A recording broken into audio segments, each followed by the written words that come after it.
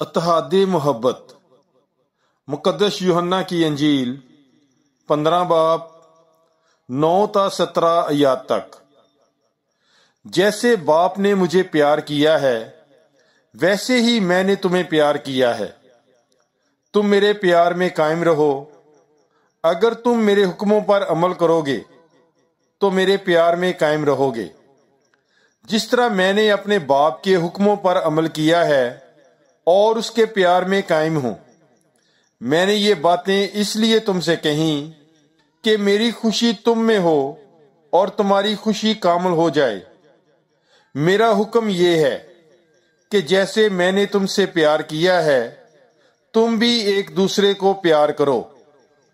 اس سے زیادہ پیار کوئی نہیں کرتا کہ اپنی جان اپنے دوستوں کے لیے دے دے۔ تم میرے دوست ہو بشرطے کہ جو کچھ میں حکم کروں تم کرو۔ آگے کو میں تمہیں غلام نہ کہوں گا، کیونکہ غلام نہیں جانتا کہ اس کا مالک کیا کرتا ہے، بلکہ میں نے تمہیں دوست کہا ہے، کیونکہ جو باتیں میں نے اپنے باپ سے سنی ہیں میں نے وہ سب تمہیں بتا دیں۔